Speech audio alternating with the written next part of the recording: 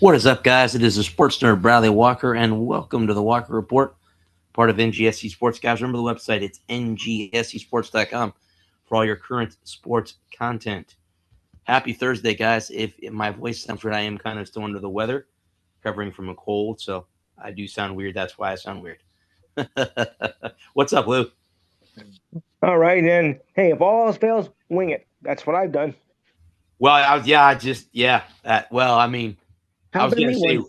I was gonna say, wing it. I mean, come on now. We saw a 27 point comeback last night. So, Well, look, because one time, my we lost our power, but not our.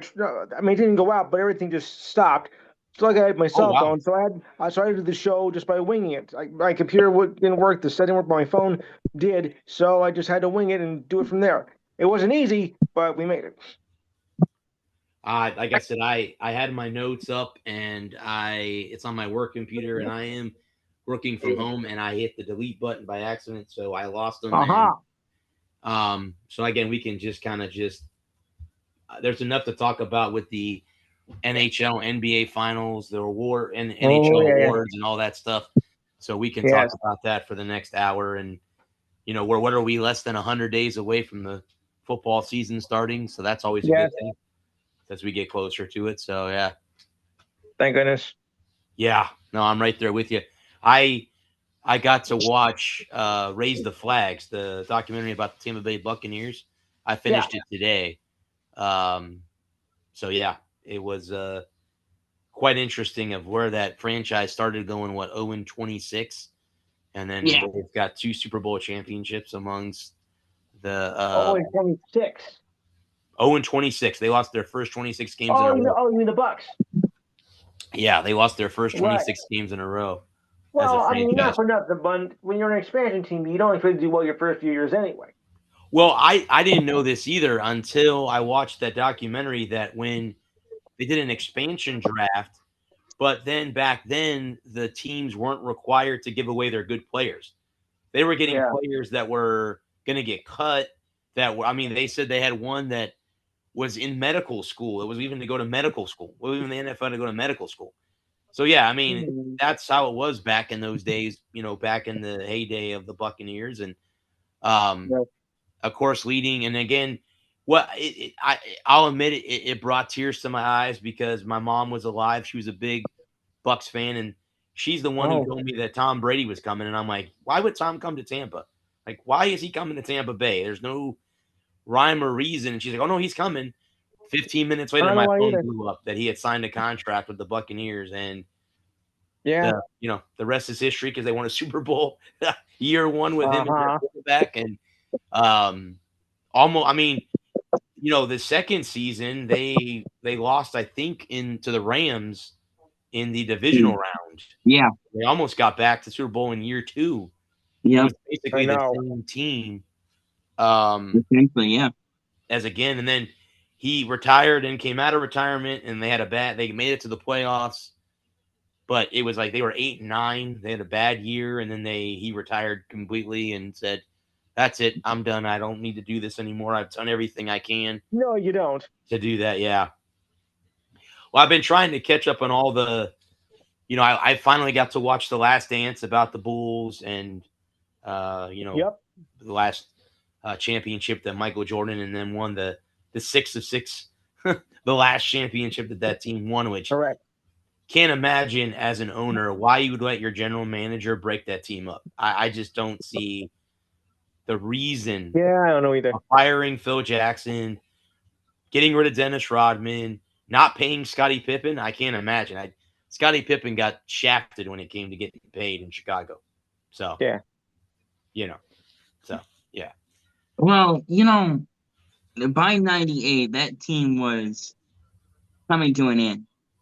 You're Yeah. right, bud. They were up in age. Jordan Yeah. Jordan was old. Jordan was old. Um, Jordan retired in 98. Um, and Pippen was getting old, Rodman was getting old. That team, could they have won another one in 99? Maybe, but they could have also been a Yeah. 40 and 50, a 40 and a 38 team that missed the playoffs by 5 games. Oh no, that's you're 100% right, but I mean, we don't know. We don't know. Yeah. Unfortunately, when you have a team like that, when it goes, it's all gone. Oh no, no And doubt. you had the Spurs, you had the Lakers, you had those late '90s Nets teams that were coming on. Yes. You had the early 2000s Pistons. There were a lot of good teams, and to kind of why they blew it up and what happened and unfortunately when you're dominant like that it ends up blowing up at some point anyway, whether it be slowly or all at once. And and if you look at the landscape of the NBA in the late '90s and early 2000s, Yes. they were that style of basketball was going away. That hard nosed banging, inside game banging. It would be another about 12 years before it was more or less gone. But it was trending in a more of an open floor game. And Rodman couldn't shoot. Pippen was getting old, and MJ retired. Yeah. And without MJ, they were a good but not great basketball team. And Correct. in '94 and '95, they were good, but they weren't championship caliber. And when Jordan comes back, it's in mid '95, and they end up losing to the Rockets. Yeah. I think it was, or it may have been whoever they lost to in the conference finals. So yeah, I think, but the Rockets ended up going on to winning the championship because they won back to back '94, '95. They beat the Magic, And I think, right? Is that who they beat in the finals? yeah, I Rockets, think you're right. the Magic. That sounds right. Yeah, so the Bills would have lost to the Magic. So the '95 Bulls lose to the Magic. Yeah. If they even, which they may not have even made the playoffs. I don't remember because Jordan came back midway through '95 into '96, and then in '96, they get everything's right. They win in '96, '97, '98, and by that time everybody's aging, everybody's getting old. Rodman can't Oh shoot. my. Rodman's strength was on the boards. Yep. Rebounding. And without the shooters and Jordan and with Jordan being gone, Pippen wasn't carrying the team. No. Pippen alone wasn't carrying the team, and there wasn't a big name free agent out there that they could have signed in '96 or in '99, going into the '98 offseason, going into '99, that would have been able to pick up Jordan like minutes. Well, yeah, because wasn't that kind of the year that Kobe started? Because Kobe was in the All-Star game with Jordan, and Jordan. I remember watching the Last Dance. That's what he said. He goes, "Oh, so this kid thinks he's me." He goes, "I'm going to go out and show him who the greatest is." And I don't think, and Kobe will, and I'm sure you've seen that where Kobe's always said that if it wasn't for Michael, I would have been the player who I was. I am glad that Michael did what he did to me when I was young, taught me how not to be cocky and all that stuff. And Kobe, That's what kills you. Kobe, he won 5 championships with the Lakers. He won 5 rings. Yeah. 5. Yeah. And that's my favorite Kobe quote. It was 2002, 2003, something like that. And him and Shaq were butting heads, as they often did. And no, I don't. This may be apocryphal. I don't know if he actually said it, but the quote goes, and him and Shaq and everybody in LA were kind of tired of dealing with each other, and he looked at.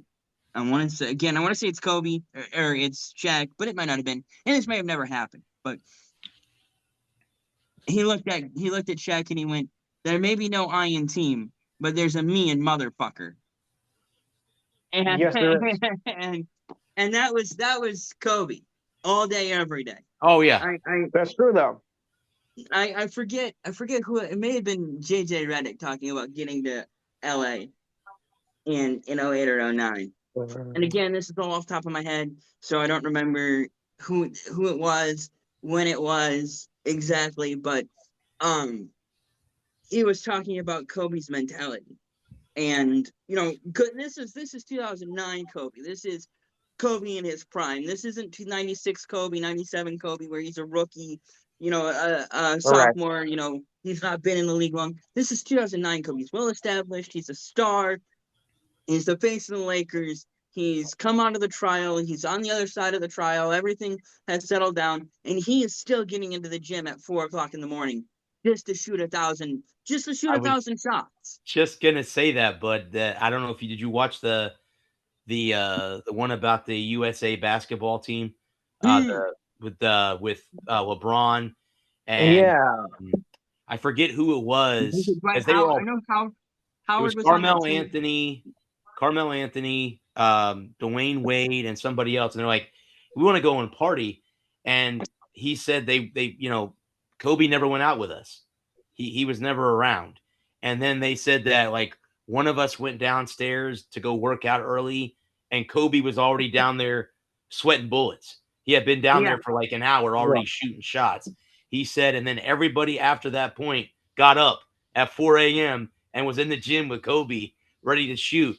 He goes, that's what helped us win the gold medal that year. They finally got over. They beat. Who did they beat? Was it Spain? Spain? I think it was Spain. Or Argentina? Argentina. I think it was Argentina because I think Manu was. I think it was Argentina because I'm pretty sure that was when Manu Ginobili was on Team Argentina. Oh yeah. Because I know in the final it was who was Kobe's teammate. Oh God. I can see you're stupid. He's. Yeah, me too. I know, and I can't think of the guy's name. Is it Bogan? Not Bogan. White guy. Bonham. Andrew Bonham. I don't remember. I know it was one of the European players that played for the Lakers during Kobe's tenure. That would have been. That was 2012, right? I think this was 2000. Yeah, 2012, 2010.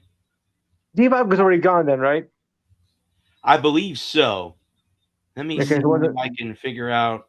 I was it's say not Luka Doncic because he's the newest one. Luka Doncic isn't. He was with Dallas before. He wasn't even gleaming as well as I yet. I don't think. Let's see. Well, it wasn't gleaming in my eye. I know. I can see his face. I'm pulling it up right now. Okay. I think it was the 2008 or 2010 Lakers. Was who it was. It was Spain. Yes, we beat Spain.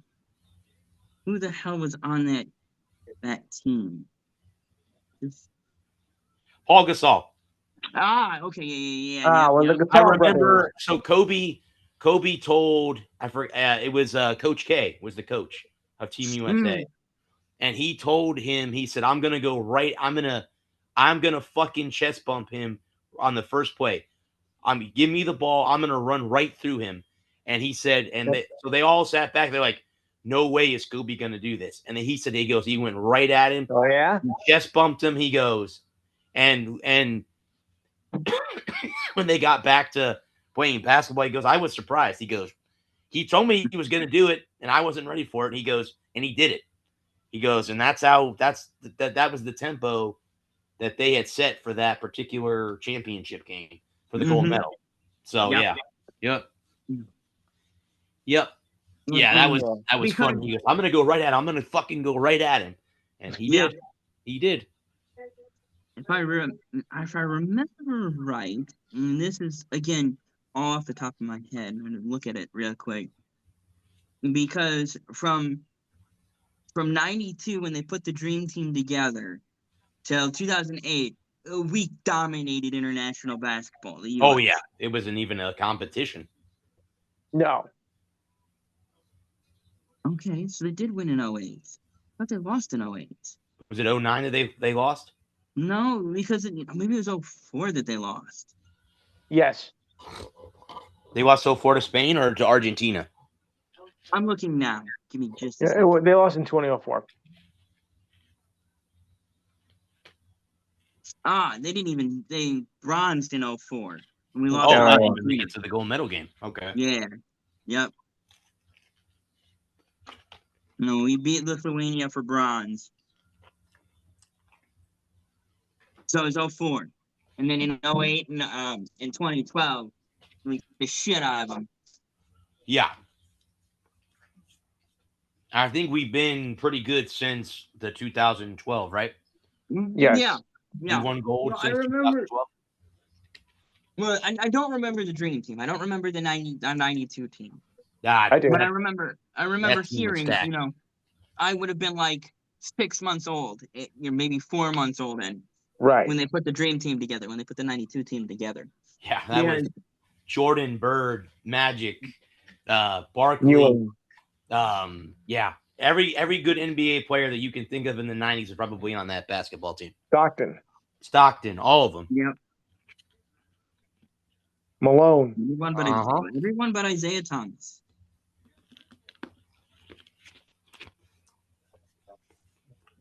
Because in 88 we had lost to the Soviets.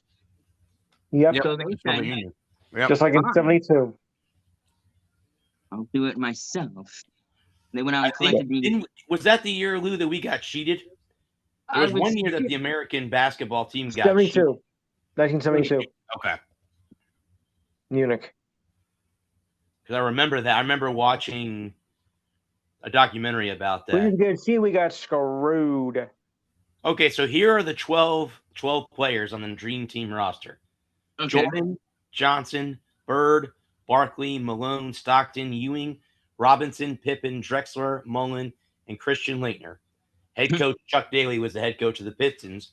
Mm-hmm. And assistant for Lenny Wilkins, Coach K, and PJ Carlesimo, if I'm pronouncing that last name correct. Carlesimo. That was the Dream Team, that 12 team roster. So like I said, every NBA All-Star was on that. Pretty much. Was on that roster. Well, technically, because as those of you who recall, that Laettner just finished up at Duke. At Duke, correct. That year. And Coach K was on that roster, so that's why. Mm-hmm. Yep. That's why he got on there. That team, they don't call it that was a team of destiny. Yeah, I don't think that they even. I think their point differential was plus 20 or plus 30. They didn't lose close to losing a basketball game. I think that year that team was put together. So, which you wouldn't expect them to do that because of all the good players that were on that around that team.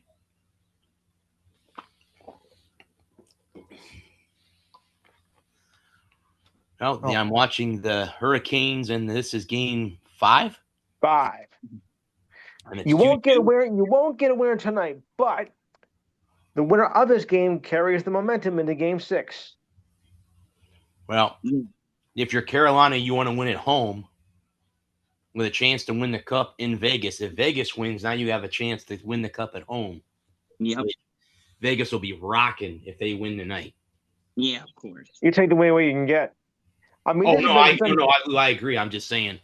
That's right. Well, if Carolina needs to win, they're at home. But if Vegas wins, this has been some series too. I mean, they've been all close. They've all one-goal games. Didn't Vegas win game 1? Carolina won game 2. Vegas won 3. Overtime. Won 4. So game 2 and game 3 been over. There hasn't been a single game where it's been decided by 1 goal. Oh, okay. More than 1 goal, I should say. Gotcha. I think I've watched more NHL hockey and NBA basketball for these past couple of weeks than I have maybe probably all season. Well, I got the matchup I wanted for this, so. But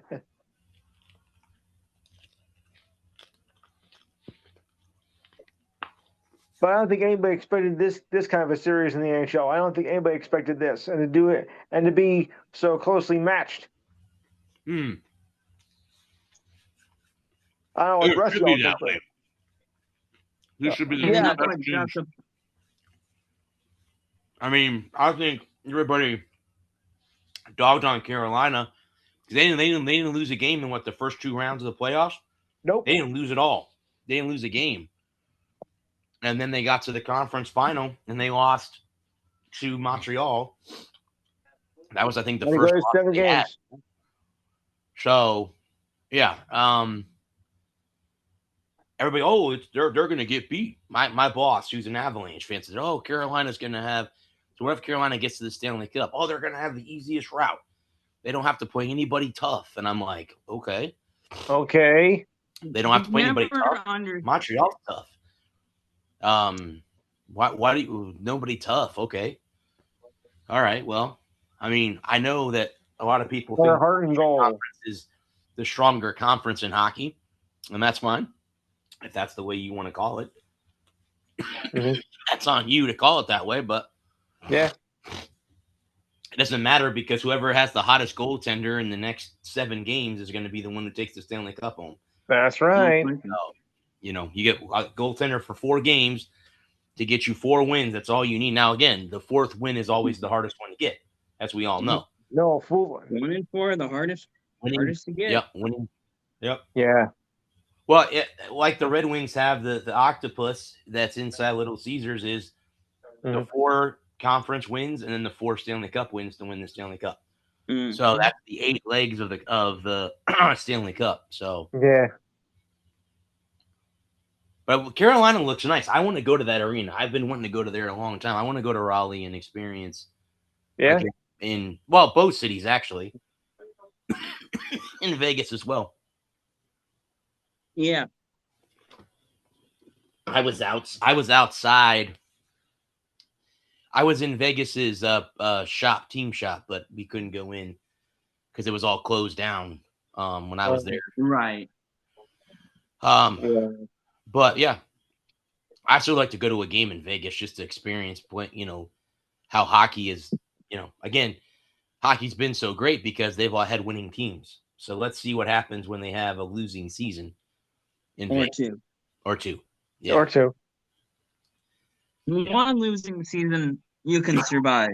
It's consistent Sure. losing over several years that ends up being a problem, and you see that in expansion franchises. Most the thing that you need is you need a winning team, right, to build excitement in the city, because if you don't have a winning team, people are not going to care and they're not going to come out. Screw that. Not going to show up. Yep. And again, I mean, you can't tell me that a lot of people go to Las Vegas thinking, "Oh, I want to go to a hockey game."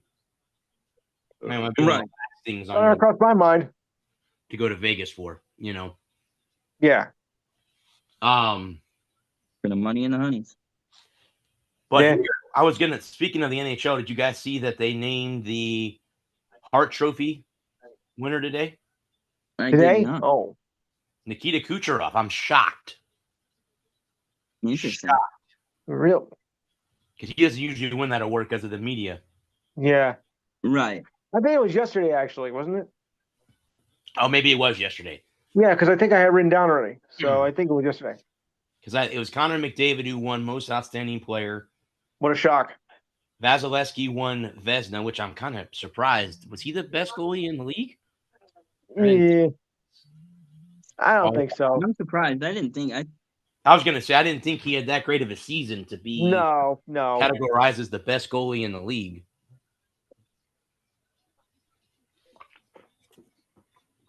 The Norris Trophy went to Zach Wierzynski, defenseman for the Columbus Blue Jackets.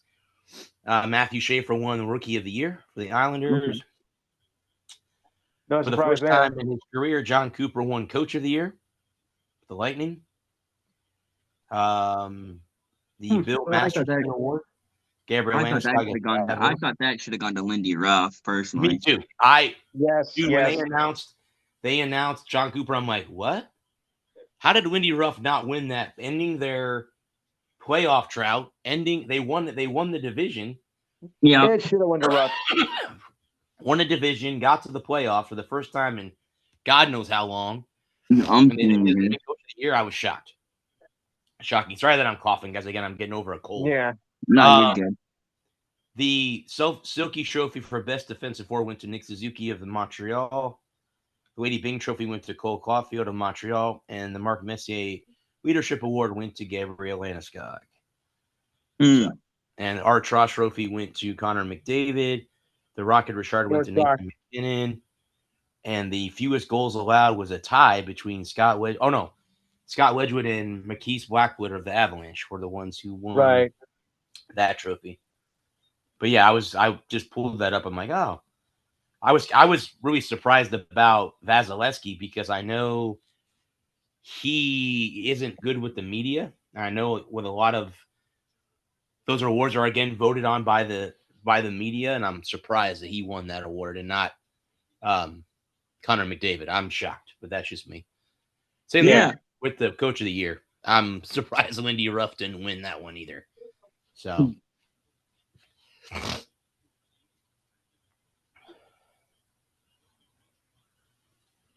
But I think both this Stanley Cup Finals has been one of the most interesting series in a long time because it's like a back and forth battle. They both punch each other in the face. Yeah. And then, okay, well, we're going to go to overtime now. Or I know the other night, Vegas was up 3-0. Carolina comes back and scores 4 goals. The night they won late to tie it up, and then the Hurricanes winning in overtime. So it was like, oh, shit, like that's an exciting hockey game to be at. How do you blow a 4-goal lead? In 13 minutes. How do you blow a 27-point lead last night at Madison Square Garden? Yeah. Uh-huh. Yeah, that too. The hell was that? Going back to, how do you blow a 25-point lead in the Super Bowl? That's another thing. That's different. That's different, though. The balls were deflated, so. Oh, okay. Yes. Okay. Yeah. The Patriots cheated, folks. You should know that by now. Hey, Tom, I got a job for you. See, we got these things. Do you know how to? Oh, I can deflate them. Sure. Just give me a minute. Here you go, Coach. Yeah. Now the Falcons will never win. Oh. Get ready for the comeback. Yeah. San Antonio last night with the Spurs is they got too comfortable. Once they went up, they're like, oh, we got this game. It's over. We're going to go back to San Antonio. The game series will be tied at 2. A chance to take the series lead.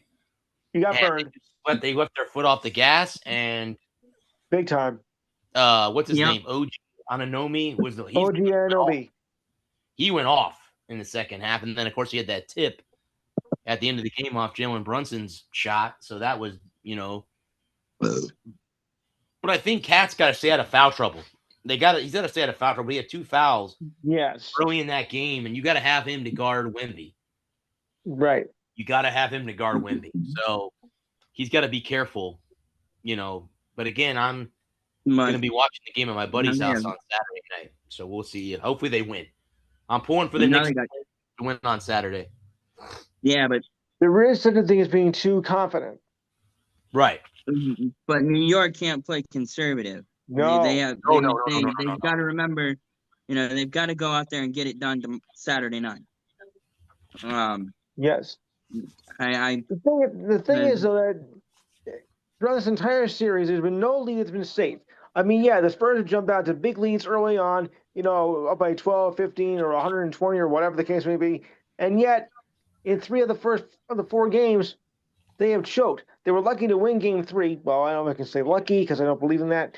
But, they managed to hold on, even though they were struggling towards the end of the game. I mean, if the Knicks would have made that shot in Game 3, this series would have been over already. Yeah. So the Spurs are, I think, in this more vulnerable team here. And San Antonio, they've got to play with desperation for. Yep. Yeah. Yep. 48 minutes. They've got to play the next 96 minutes of basketball. They've got to play with desperation the rest of the way. Of course. And I don't know what I don't know what the answer is because last night they had a monster lead at the half Yeah. and pissed it away. Yep. And I don't know what the answer is because you just make 2 or 3 more shots and game's over. Mm-hmm. Yeah. And I don't know if they just got conservative. I didn't get a chance to watch the second half, I did.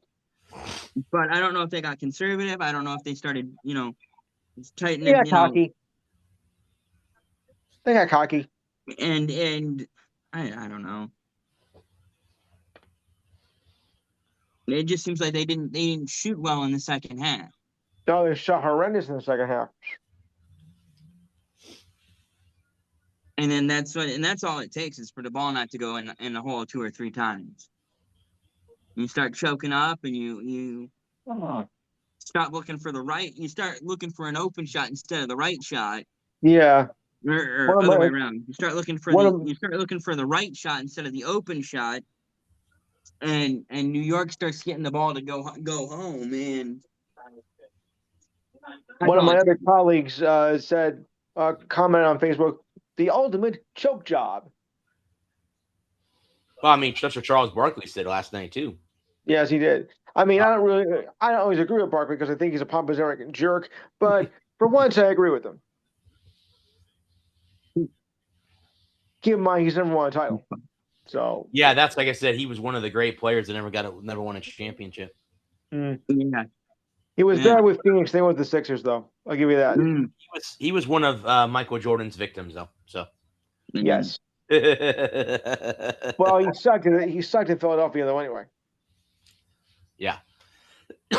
When he got drafted out of Auburn, I know he was an Auburn Tiger. Yeah, but he was better with the Suns than he was with the Sixers. With the Sixers. Oh, he sucked with the Sixers. Was it just Lou? Was it just bad team, or he was just bad, just awful? Well, actually, the whole team was awful then too. I mean, the Sixers were in a down decline, but Barkley didn't make it any better. Well, that's what happens too when you get drafted so high in the draft. You're like, oh, I'm going. I mean, if you want to look up turd in the dictionary, just look under Sixers Charles Barkley. Oh, okay. Hello there. Or, well, no way. I got one worse than that. Kiki Vanderway of the Knicks. Oh, okay. Oh boy. You want to talk about Suckville? Wow. So Vegas has no shot so far with 13:36 left in the first period, but they're on a power play. What? They're on a power play. On a power play. Yep. They're on a power play right now for delay a game. The question is, what do you do with it? You gotta score. I guess, yeah. You got. Yeah, I know, but I mean, you can go on power play for. You gotta generate chances. You gotta where on Carolina's defense. Take the home crowd out of it. Take the home crowd out of it. Make them quiet. Yeah. And hopefully score. There's Eichel. Because this is a pivotal moment. They did. Come on, Jack. They scored. Damn it. That was quick. Yes. Yep, they're up. Yeah, they just that was Eichel, Jack. Eichel had a shot. The goalie couldn't cover it up, and who's number 16 for the I wonder how Buffalo's feeling about him now. Dorovev? I don't even know how to pronounce. I couldn't do hockey. How does not soccer? I don't know how to pronounce last names. He passed it. Oh wow, good shot. Eichel passed. How does Toronto feel? Oh, if Marner wins, you know what I would what I would do if I was arrogant and cocky? I'd go right back to Toronto and go, "Hey boys, look what I got. Look what I got." Yeah, and you can't have it. No. Who was the player in the 1980s that was with the Leafs? He had red hair and he went and won one with the Flames. Lenny McDonald. Thank you. Oh yeah. Thank you. Another one of those players that got away from the Leafs that ended up winning a cup,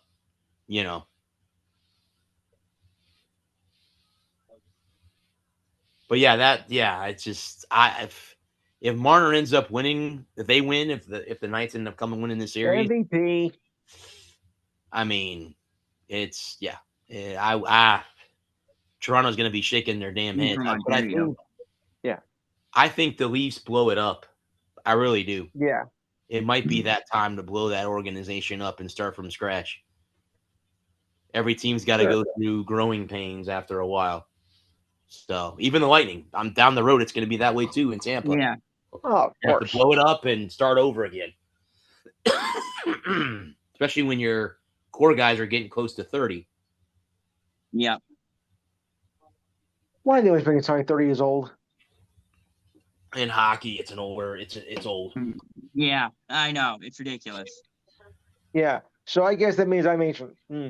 How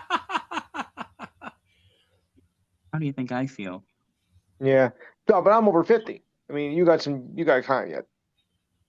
Now I'm over 30, so. Yeah. But I'll how be many these people? 43. I'll be Richard Petty's number this year. 43, huh? Oh. I'll be Richard Petty's number this year. You know, Mitch, he grew up 30 minutes outside of Toronto. Right. Right.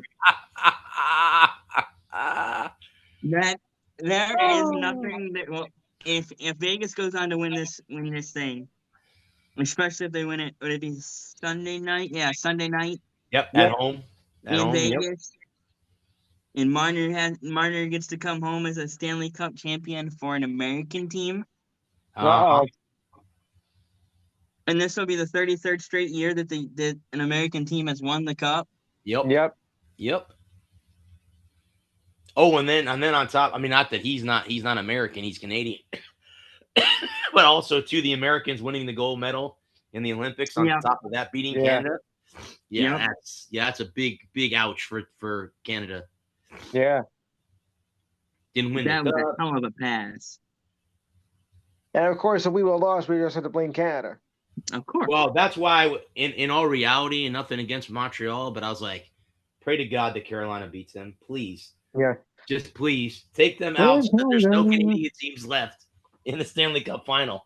Yeah. Blame Canada. Blame Canada. Our trees are very large. Terrence and Philip, those Canadians. But then again, on top of that, you have Canadian franchises in both conferences. It could be that way where it's an all Canada final. Yeah. Yeah. It could be that way. It can be Toronto, Calgary. It could be Vancouver, Ottawa, Vancouver, Montreal. Any of Montreal, Vancouver. Yeah.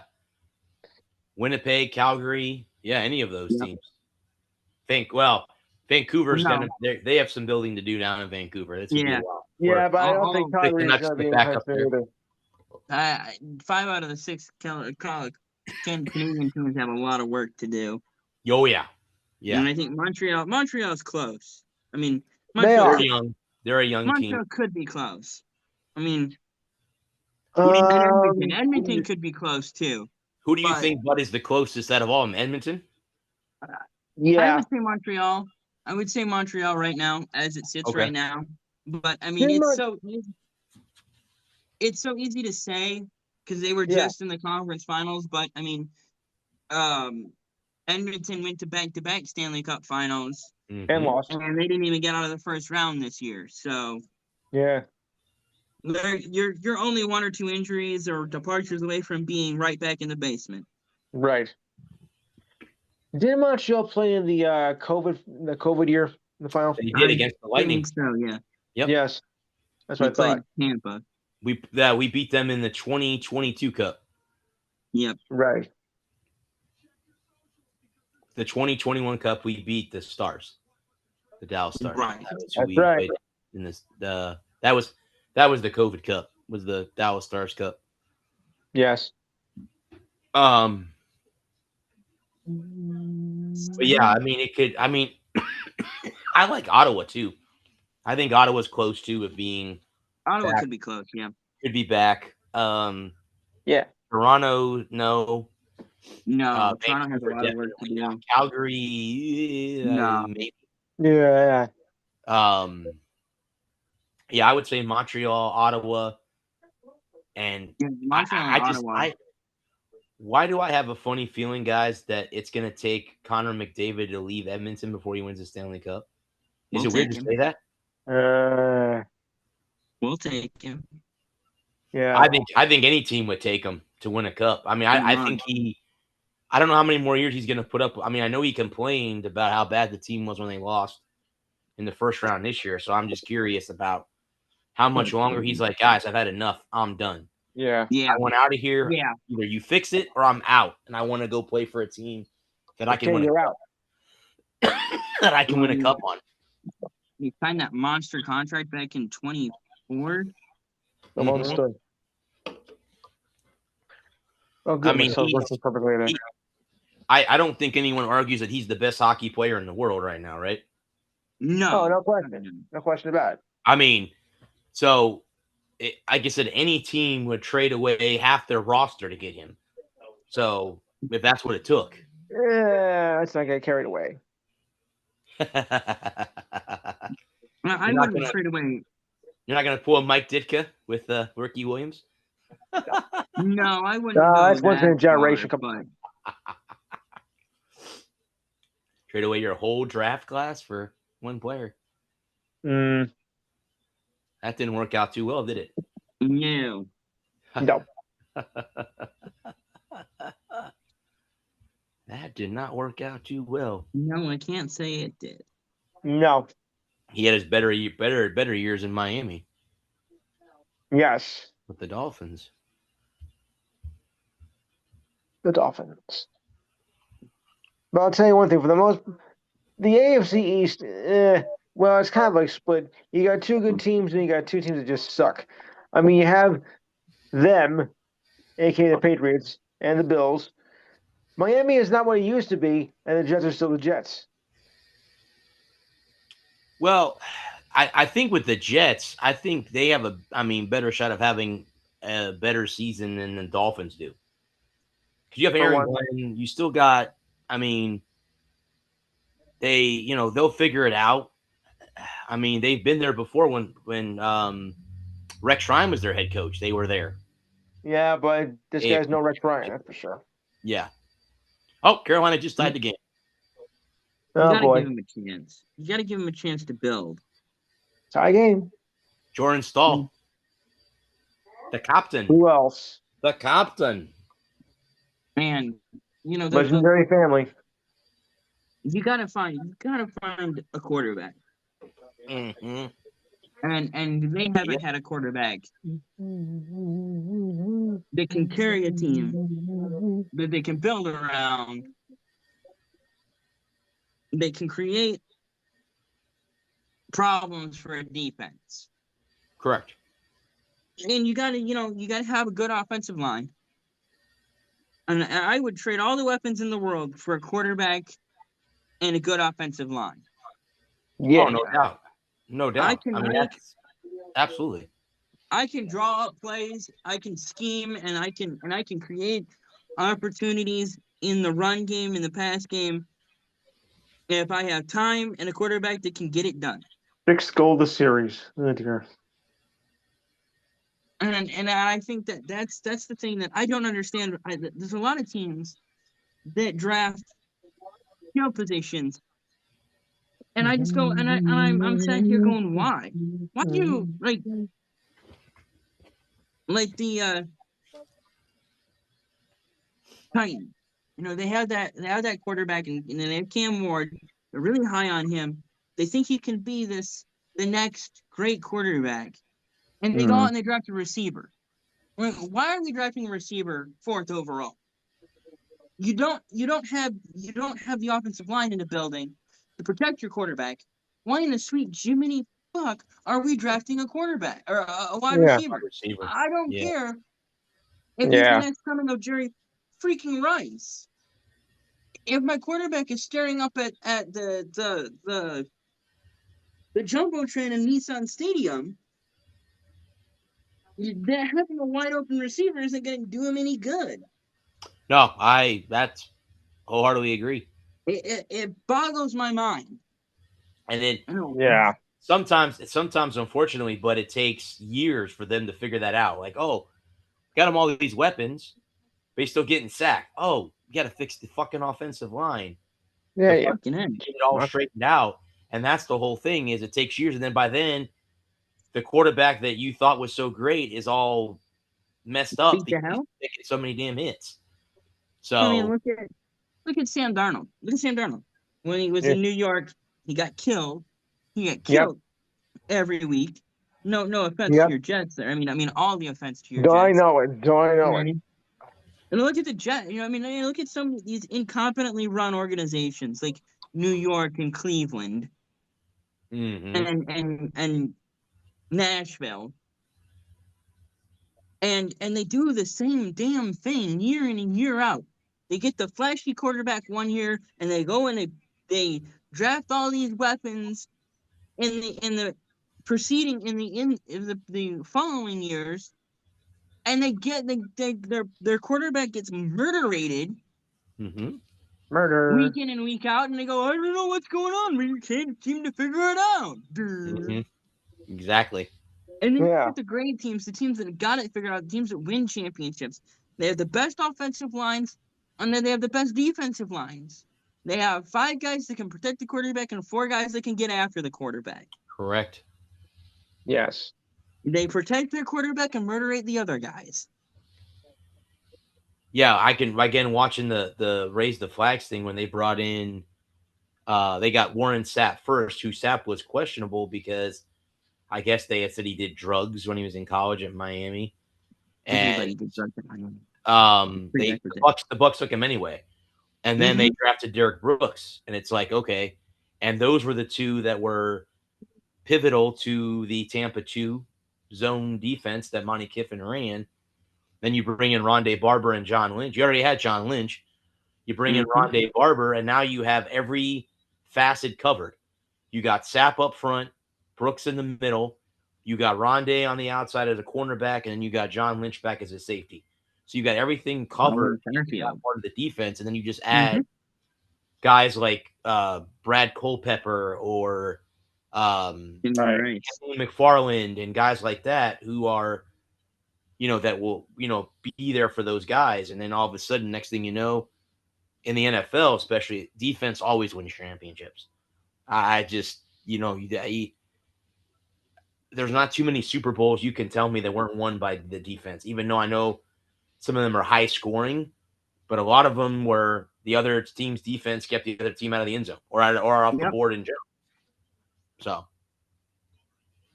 I do know that the two championships the Bucks won were by defense. You can't tell me one does the other, because both Super Bowls that they beat the Raiders and they beat the Chiefs were both defensive on both those championships. Absolutely.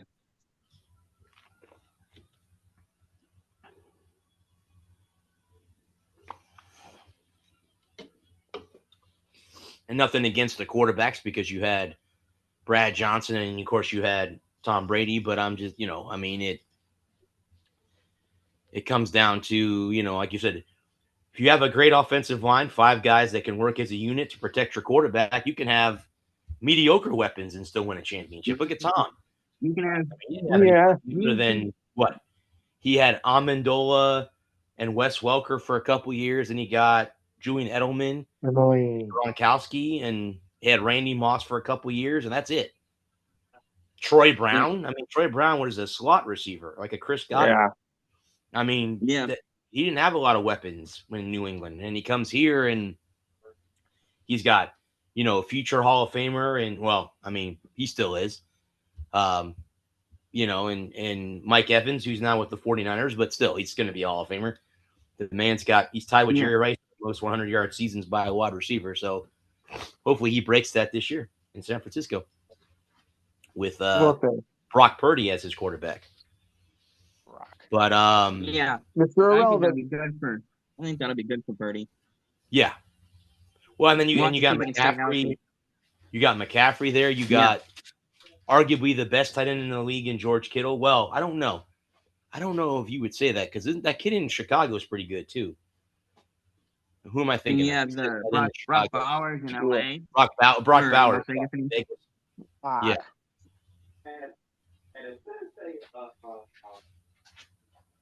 Yeah, there's. I mean, Kittle's at the older side of the tight end roles. Yeah. Still one of the best in the league. Yep. Um, yeah. And it feels weird that Kittle is an elder statesman now. mm-hmm. Yep. Yes, he is. And I mean, Travis Kelce had a bad year last year. I think he's gonna hang it up at the end of the season. I think he signed a 1-year deal with the Chiefs. Yeah, Have it yeah, one he's more got time. a couple more. Yeah, I don't he's know got why. one. If I was him, I'd have just retired last year and said, "Okay, I'm gonna marry Taylor, and I'm gonna go do my thing with my brother and just do our podcast." I think he's got at least 2 more years left. I think. Yeah. You know, Mahomes just signed that new monster extension, so I was gonna say, 504 million. Yep, I saw that too. I saw that. Yuck. Let's see.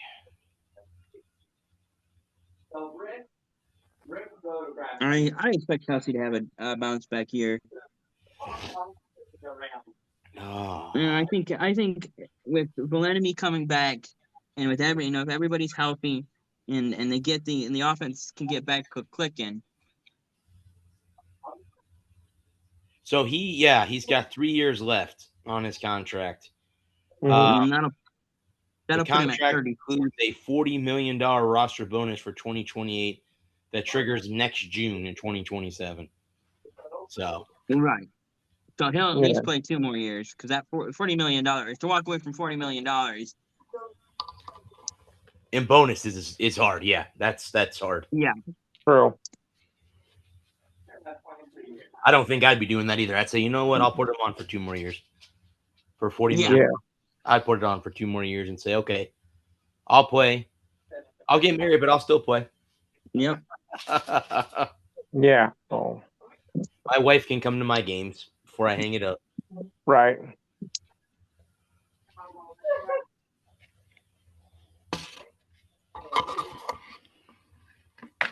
Right. And it's I know he had a down year last year, but they were injury riddled. They didn't have a great OC, and they got Valentini coming back in the building this year. Yep. Right. I really expect him to bounce back and have a strong 2026-27 campaign. Do you ever think he'll get a head coaching job, Eric Valentini? I think he was a doofus for leaving Kansas City in the first place. I think he thought that if he went somewhere else, he would get a coaching job, but Yeah, he doesn't have. Without Mahomes, he's been a non-factor. He's not. I don't. When he has Mahomes and Kelce and Hill and all those guys, he looks like a freaking genius. But when he doesn't, he looks like every other pedestrian OC out there. And I mean, and Kansas City looked pedestrian the last 2 years without him. So, when you have the right guy with the right group of guys, he could he be a great head coach? Maybe, but I don't know, because it's so hard. Those things are so hard to predict, because look at the role of the head coach is so different than the role of a coordinator. absolutely. It's the difference between being a general and a colonel. Like, a colonel is in with his troops. He's on the front line. He's there in the field coordinating between his lieutenants and his elements, and he's orchestrating the battle. And the general is in charge of everybody. Mm-hmm. And the general only reports to maybe 1 or 2 other people. And when everything goes wrong, the general is the one that gets blamed. The colonel doesn't, the colonel doesn't get blamed. Yeah, the colonel might be the fall guy, but he doesn't get blamed. The general gets blamed. The general has to answer all the questions. The general is the one that the media goes and finds to ask the questions of why did the operation fail. And it's the same thing for the head coach. The OC isn't on camera, doesn't have to explain why on 3rd and 3 with 28 minutes with 2 minutes and 28 seconds to go in the second quarter. They tried a swing pass to the left side and got blown up for an 8-yard loss and had to punt. Right. He just goes back into the office and works on his game plan for next week. And it's hard for micromanaging OCs to give up control and just let their colonels do the job of being the OC. And I don't know if Bieniemy has that in him to be able to relinquish control. I really think, honestly, that's Todd Bowles' problem here in Tampa Bay. Yeah. He won't give up running the defense if he hires a DC and just focuses on just being the general, being the coach, and not worrying about coaching and being the DC. I think they'll be more, successful. He took over a team that had Tom Brady, had a bunch of good pieces, and they went 8-9 in his first season as a coach with the Buccaneers. So it wasn't like, they didn't have a bad year, but they had a subpar year and all that stuff. But he had, they bring him back. It's interesting to watch that and watch the Glazers and how they make decisions. It's like, geez Louise. Okay, well, if the Bucs don't win the division this year, which the NFC South is the weakest division in all of football. I don't care what anyone says, and those 4 franchises. I'm sorry, but it's true. The Saints are mediocre. The Falcons are Carolina's on the up, and the Bucs are kind of in the middle. So it's just, it's going to come down to who can stay the healthiest and win games when it comes to division games. Yeah. So, because the Bucs should be right where they were last year. 10-11-6, 10-7, 9-8. Carolina's very capable of winning 9 or 10 for the Knights.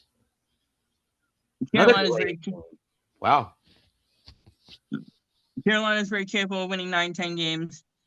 Yeah. Atlanta's capable of winning 9 or 10 games. And New Orleans will be lucky to get out of their own way. Yeah. I'll be shocked if New Orleans wins 4 games. But the other 3 teams in the division should punch each other right in the mouth. Yeah. And it should be a dogfight all year for the South. The South should be the most competitive division in football. I think with the Falcons, if Michael Penix can stay healthy, that's going to be the big question. Can Michael Penix stay healthy and evolve into a productive NFL quarterback? Or do you turn the team over to Tua? Because that's the backup. So do you turn the team over to Tua? So okay, yeah. Well, and in Carolina, can Bryce Young take the next step and turn it and be a consistent quality NFL starter? Yes. Well, I think with him, I think it came to coaching in Carolina. I forget who the coach was when he was first there when they drafted him. They got rid of him. They brought in the Bucs offensive coordinator, and I can't think of his name now. Dave Canales. Dave Canales. I forget who was before Dave. And then all of a sudden now Bryce Young. Maybe that's who it was. That's who it was. Yep. Mm-hmm. And they brought him in, and now again, same thing with him though. What you were talking about earlier, bud. They had a terrible offensive line in Carolina. Couldn't figure out why Bryce Young couldn't stay upright. They fixed that, and Bryce had a decently good last couple of seasons. So, yeah, like you said, right. Can he make that next step? I didn't mean to interrupt you, but go ahead and talk about No, you're fine. Perfectly. Bucs. I've been battling I eat up so much airtime on here anyway, so it's just cool. I don't mind being interrupted. Especially when it's productive and it enhances the conversation and doesn't just derail the conversation. No, but I mean, looking at the South, looking at the, like you said with Carolina, can their offensive line protect Bryce Correct. for 60 minutes? Can Bryce Young step up and take that next step and be a real leader in the locker room? You know, being in his third year, he's kind of established himself as a veteran with experience. And then gone down to Tampa, you know, Mike Evans is gone. It's Chris Godwin's team now. Right. It's can Chris Godwin slide over and become a number one and be a guy that? I think it's going to be what's his name, the kid from Ohio State. Oh, okay. Well, I mean, and can that kid come in day one and be a starter and be a number one? Yeah. Can Baker Mayfield? Baker Mayfield wants big boy money. Baker Mayfield wants big boy money. That's right. Well, can he earn that big boy money, that big boy contract at the end of the year? And that's the thing. And the thing is like, can Baker Mayfield? I know he's not exactly old, but I think he'll be 30 or just turned 30. Let me look that up. Baker. Well, I think with the Bucks, that's 31. He turned 31. Can why can't I think of the kid's name now? Jesus. Yeah. He wears number 9, and I can't think of his damn name.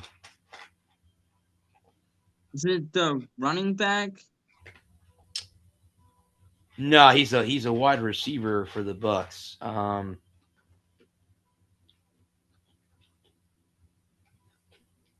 see.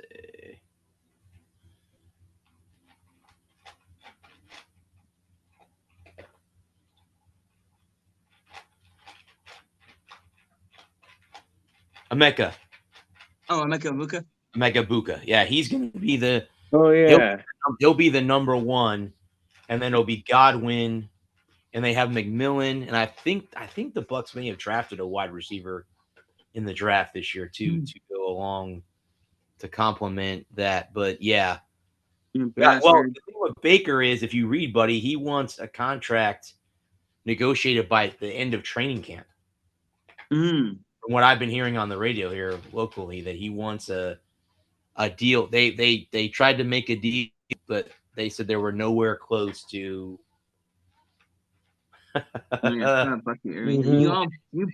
You bastards! You know, poached Anzalone. You bastard. Yeah, he's on here now. He's a Buccaneer. He's going to be our linebacker. Yep, he's a damn good one too. Yes. So, Bijan Robinson's good. You've got a halfway decent roster. So, with Tristan Wirfs coming back and healthy, if he comes back and he can be healthy. Well, you've lost Levante David, which he was Father Time cut up to him anyway. Yeah, but you replaced him with Anzalone. So, I mean, is Anzalone better than the guy you just said, whose name's now I've lost? Ibuka? No, the linebacker that the linebacker that Levante is Anzalone better than Levante David? No, absolutely not.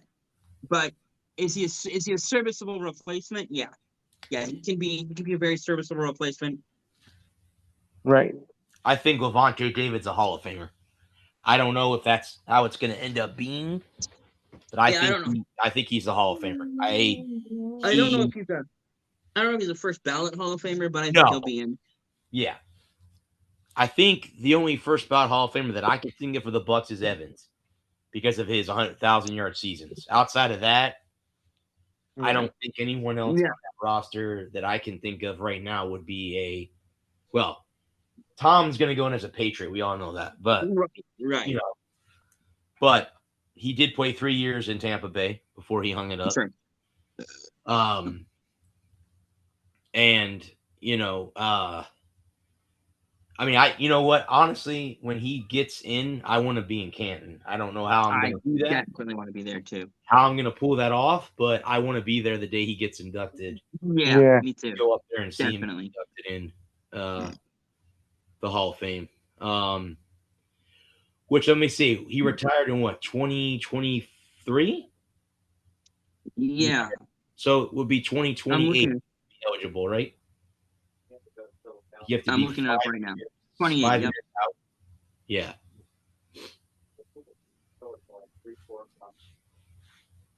So what would be the 2028 draft class? Yep. All right, draft class. Yep. Hall of Fame class. Yeah. Yeah, I knew what you meant. Yeah. Yes. And see, that's where Philip Rivers messed up. We were talking about him last week on our quiz. He came back and played. Oh, So yeah.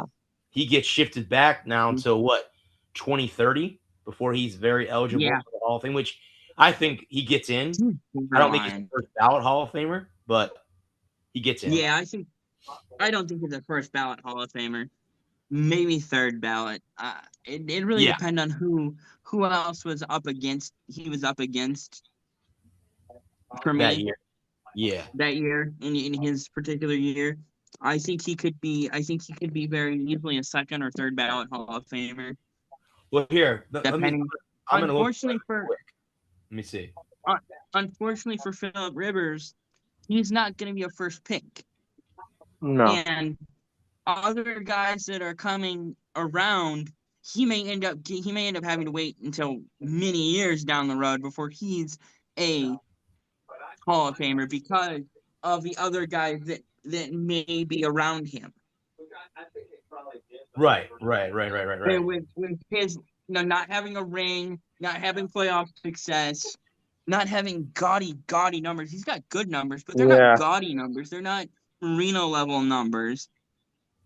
And with people tightening their stance on the Hall of Fame and being more wanting the Hall of Fame to be more selective of who goes in, with attitude shifting more towards a more restrictive Hall of Fame, which I don't necessarily agree with. I think the Hall of Fame is to celebrate football players who are great at football. And I think if you're Hall of Fame caliber, you're Hall of Fame material. Right. And for me, Philip Rivers is he defines the early 2000s, early to mid 2000s. Him and Roethlisberger and Eli and Peyton and Brady. Obviously he doesn't have the accolades of Brady, Manning, or Manning. Well, yeah. So here are the speaking of quarterbacks, but that are eligible for this year's. Now, again, I know Rivers can't go in this year anyway, but right. Here are the quarterbacks that are eligible: Drew Brees, Randall Cunningham, Jake Delhomme, Rich Gannon, Jeff Garcia, Eli Manning, Donovan McNabb, and Steve McNair. Because Rivers played, he's not eligible. And Alex Smith, I don't know if Alex Smith is eligible or not. But are that way too. I think for me, Eli should go in. I really think his playoffs are definitionally Hall of Fame. What he was able to accomplish in 2007 and 2011 on their own, regardless of anything else, for me are Hall of Fame. And then who else is on that? Rich Gannon, I don't know. Culpepper, no. McNair, probably not. What about Randall Cunningham? Randall Cunningham, he doesn't have either accolades or numbers. Two great seasons, I don't think are enough to get you over the hump, in my opinion. No. Where do you guys think he had his better career, in Philadelphia or in Minnesota? Philly. Yeah. Well, I mean, just looking at some of the names, Mike Allstott's name is still popping up for running backs, and he'll never get in because he was a fullback. He wasn't a running back. Yeah. Right. He doesn't have the numbers like an LT or an Eric or Emmitt Smith or Barry or guys like that. And have great numbers, And with the one ring and only having the one ring, yep, it's gonna be very hard for him to get in, even though he should go in. I agree. He was the last true great fullback. True. I agree. I would agree with that. And because the fullback position has been all but eliminated. Nobody runs power football like that anymore. That offset eye, under center offset eye, 3 yards in a cloud of dust has gone away. Yep. Nobody gets under center anymore like that. Yeah, everybody plays out of the pistol or the full gun. Yeah. Yes. And no, I would agree. I mean, the funny thing is that all those great players that were on the year they won the Super Bowl in 02, he's the only one that isn't in the Hall of Fame. Lynch is in there, Barber's in there, Sapp, Brooks, all those guys are in the Hall of Fame now. And Rondé being the latest one on that defense, but he was part of that group that kind of changed. The Bucks changing colors, going from the Buccaneer Bruce, the orange, creamsicle, and white to the pewter and red that they wear now. But I mean, that was the shift, and he was part. I mean, watching that today, I so forgot that Trent Dilfer was the quarterback. I forgot that Trent Dilfer was the quarterback when the Glazers changed from Buccaneer Bruce to the flag that's now on the Bucks flag now. Trent Dilfer was the starting quarterback. I forgot all about that. I forgot that. I know he was a quarterback here, but I forgot that he was the starting quarterback for. And then, of course, he went on to win a Super Bowl with the Ravens after he left here. So, and it was he and I guess when Doug Williams when he left, they called it the Doug Williams curse because they didn't have a quarterback.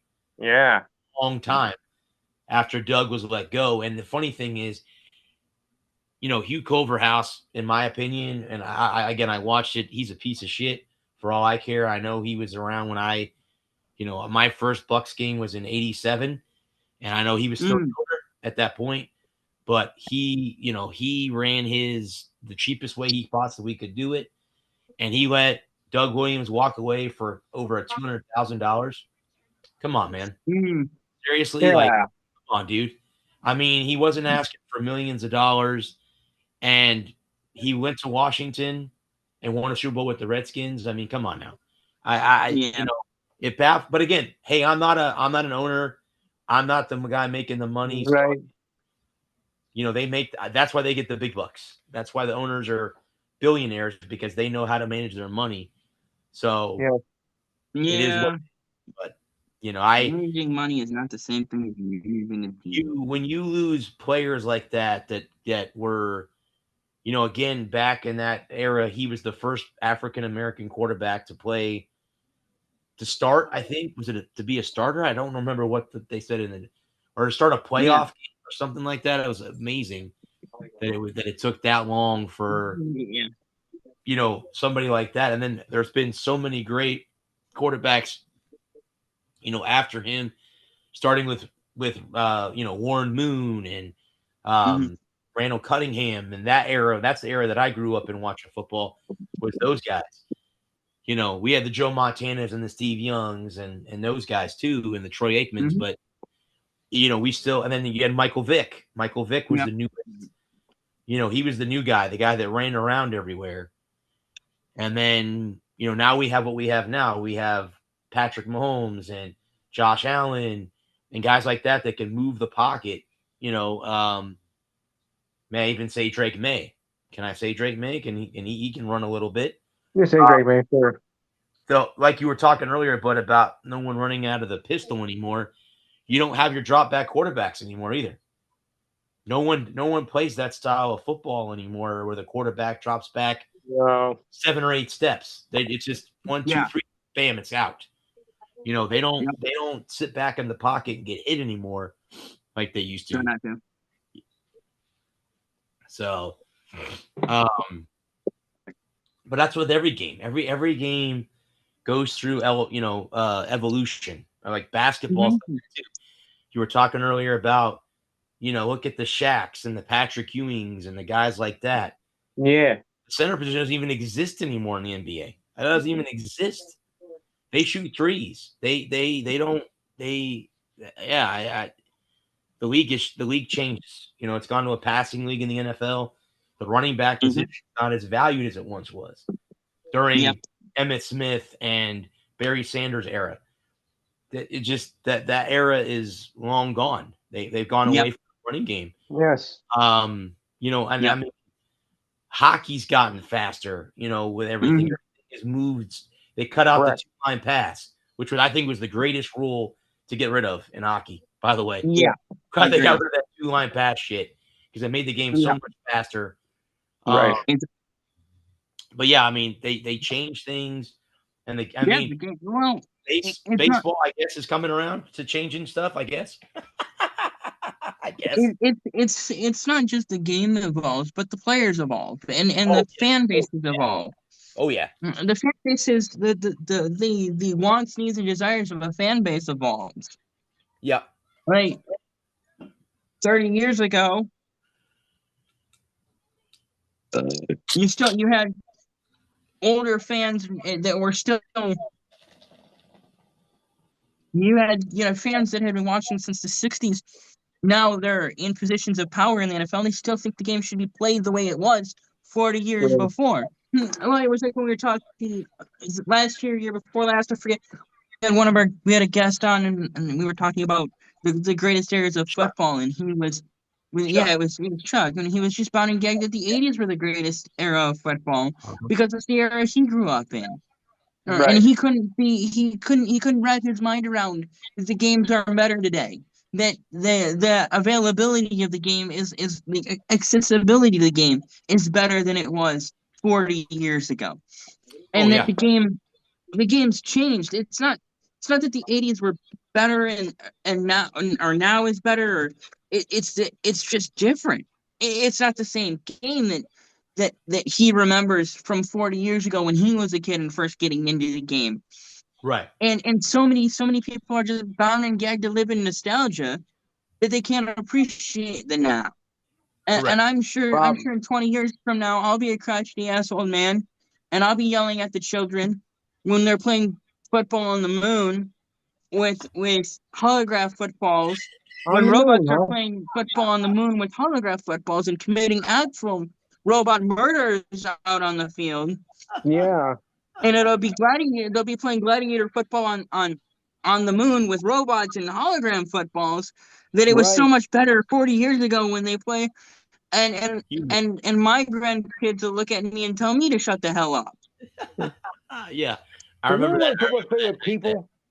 He talked about children, but he's like, yeah, he goes the 80s, and I'm like, nah, dude, I have to disagree. Like, I grew up in the 90s, so there's no way you're gonna tell me that 80s football was better than no, I'm sorry. Okay. Yeah, it depends on where where you're from, what area you're from. But I'm sure that when that does happen, when the whole world changes and everything, and it's all run by robots and dragons and everything, like. I remember when people actually played the game, and it was a lot better than. Oh boy! Now we got robots and Godzilla monsters, and robots like Godzilla monsters and everything else, androids, and and the game has changed since I was a boy. The game has changed since I was a boy. Back then, we had people. Yeah. Yep. And the game ebbs and flows with the whims of the people that participate and watch it. I remember 30 years, no, not quite 30 years ago, but going on 30 years ago. Late 90s, early 2000s, and people wanted the clutch and grabbing out of the game. Yeah. They wanted it to be more fluid.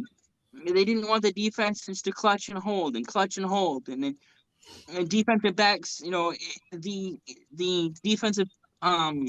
defensive holding after 5 yards. They wanted that cleaned up. They wanted that emphasized. And now fast forward 20 years, and you got people going, well, why the hell are they calling that now in this point in the game? Because 20 years ago, you same assholes bitched about it. Yeah.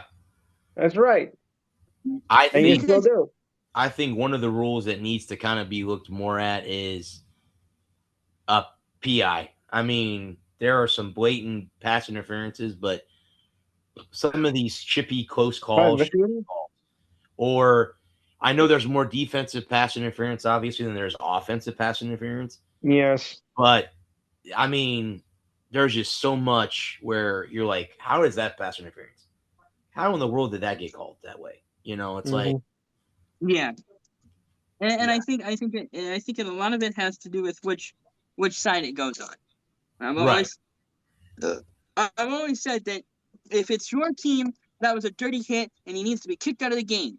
If it's on your team, it's a dirty hit and he needs to kicked out of the game. And if it's for your team, that was clean. It was perfectly legal. Well, that was the was it the Rams and the Saints where that I forget the guy that got hit. The cornerback clearly took the wide receiver out, just took him out, laid him out. No flag was no PI. Yeah. I mean, that's a poster child of pass interference compared to some penalties that get called. You're like, that's not pass interference. That's just a great defensive play. Football, man. Just I mean, what do you expect the cornerback to do? He's doing his job. I mean, what else do you expect him to do? Everybody loves the woo hits until it's on your guy. Correct. Yep. Everybody loves those big. Everybody wants to see somebody get blown up unless it's their guy, and then it's dirty, and there's no place for it in the game. Yeah, Nope. I mean, I think that's true, Bud, in any level, whether it's high school, college, or the NFL. I've seen it happen in the 3 years I've been calling it high school games where our guys will get blown up. Oh, throw the flag, ref! Throw the flag. Then they'll do it against them. Oh no, man, great hit, man, great hit. It's like, dude, you can't have it both ways, dude. If you hit them, they're gonna hit you back. That's what football is. They're gonna hit you back. They're gonna hit you in the mouth. So no, you can't have it both ways. You can't, throw a flag. He hit him. Yeah, you hit them too. You can't throw a flag, Mom. Throw the flag. In college football, especially if it comes down to a big game, if it's it's a rival game or it's a championship game. Oh, should have called pass interference. Oh, you got away with it. You got away with it. Yeah, well, sometimes the referees keep their flags in their pocket and let them play. Yes. And that's every once in a while, that's a good thing. I'm more willing to let it go in a playoff game, but I also think it needs to go both ways. If you're not going to call it for one side, you can't call it for the other side.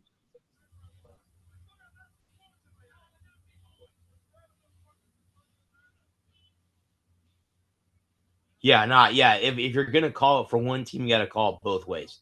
You can't let one team get away with it, for the whole game or whatever, and then not call it the other direction. Yeah. Yeah. And I think that a lot of, but again, like we were saying, it's all fair as long as it's your team that's doing it. There ain't nothing wrong with that. That's just football or hockey or baseball, whatever sport it might be. That's just good hard.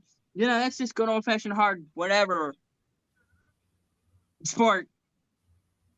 But and if it's against your team, and everybody loves those woo hits until it's on their guy. Yep. Yeah. And it's dirty and it's unacceptable. And that's the how to hit. That's the kind of. I pulled this up, Bud, guys, right before our show. These are them. Okay, so this is from X. These are which college football teams have the biggest amount of followers on X. Does anybody want to guess who number one is? Number one, Ohio State. Ohio State is number 1, 2, 3, 4, 5.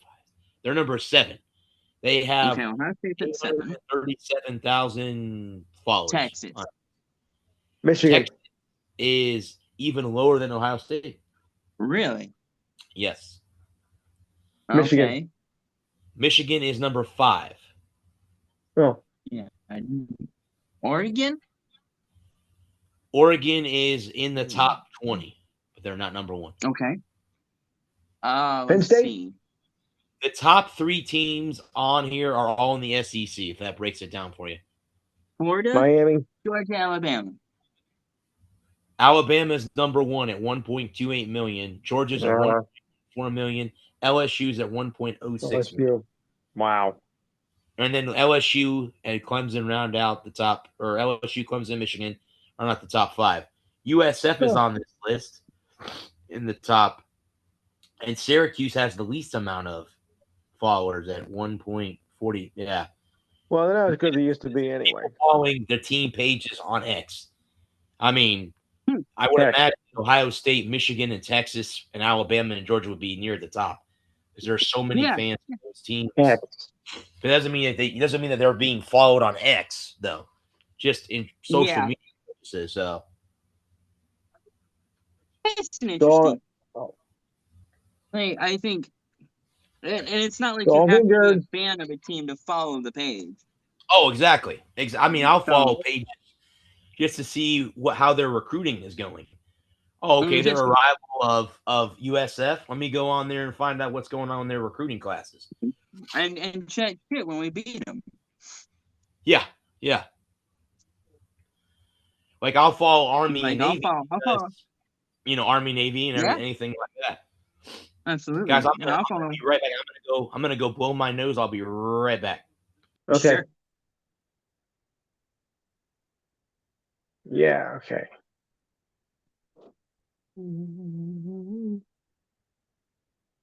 Hmm. All right. Indeed. 5 minutes, just over 5 minutes into the second period now. Still tied at 1. Yeah. And I think Stahl got injured. Oof, that's tough. Well, he looks injured. Can't afford that this late in the year. I'm a little Especially bit behind you. especially with this magnitude. Yeah. Yep. I mean, there's no pleasant time to be injured, but with everything on the line now, this is no time to get injured. Yeah. With at most 3 games left. Yeah. After tonight, you have 3 games left after tonight. Two. Oh yeah, you're right. I'm sorry. Yep. My bad. I don't know. I did the math so badly. Like I said, I mean, tonight you won't get a winner, but you'll get, the advantage. Yep. You'll know what we have going into game 6. Okay, cool. Now, Yeah. yeah. Sorry, guys, my nose is running all over the Much place. better. As I blow my nose. That was me a week ago. Right. I started getting sick on Monday, and I'm like, hey, I've been working from home the Yeah. last couple of days. Like, you know what? I'm gonna keep medicating, and I've started to feel better. I'm like, you know what? I feel good enough to do a show tonight. My voice is back. I'm gonna do a show. So that's why I'm on here. I'm like, I'm gonna do a show because I feel good enough to do it. I don't feel weak or anything. So Yeah. Right. we haven't. So that's cool. We haven't touched the Sorsby situation yet. Do you I want to get into that now? How about to meet the guys that I deal with? Oh, yeah. All right. Well, the only problem I have is that he bet on his own team. Well, I thought I'd try. Other than that, I don't care. The 40-some, honestly, I'm of the opinion, who gives a shit, beat him. Like, if you're so worried about the integrity of the game, schedule their asses and go out there and kick them. Exactly. That's what I would do. If we're so worried about the integrity of the game, and now we're all, but 20 years ago when the SEC was giving out money hand over fist to everybody but their cousin, well, probably including some cousins. Second and third. When it was the Alabamas and the Floridas and the Georgias of the world doing all the under the table illicit deals that they were doing, nobody said boo or about humbug about that. And now that we have NIL and everybody can pay everybody and the tables have been leveled and everybody can pay to play. Well, hang on a second. And we've got to find a new thing. Are we missing somebody? I mean, I know it's not an SEC team, but I think we are missing somebody who was, a powerhouse just around the same time. I mean, I know it's not the same conference, but they were, a machine, and that would be, of course, Nebraska. Well, Nebraska did it themselves, and they deserve it. So, well, okay, I'll give that. Okay, I'll give you that. I just had him with big mouth. I just have him with big mouth. I hate Nebraska because Tommy Frazier and Tom Osborne beat the Gators in a bowl game. So yeah, I don't like Nebraska. Oh yeah. I just don't get why everybody is all up in arms. Like, they were saying that he's some degenerate gambler, but I did the math. He made 2,900 bets in 2 years. He bet $90,000. Everybody's acting like he's some kind of degenerate gambler. And I know guys that won't even get out of bed for anything less than $100 and are making 100 bets a weekend. And betting every weekend on pickleball or whatever. Well, also, where he's at, too, in college, between 18 and 24 is where they think that's where the experts say that's where you become a compulsive gambler, between that age bracket, because you're in college, you got money, no responsibilities. So what you were saying, and I broke the numbers down. 2,900 bets over 2 years is at $90,000 is $30 a bet. It's $30 a bet. That's it. That's all. That's not insane. That's not this degenerate gambler with a problem that everybody's making him out to be. Like, if a degenerate gambler who has a problem is somebody that can't afford to pay their bills. I mean, if you could show me that he was defaulting on loans, right, or he was paying, he was taking loans out to make bets and he wasn't being able to pay those loans back or whatever. But if he has the money to make his bets, then who gives a shit? Like, the only problem I had is that he was betting on his own team.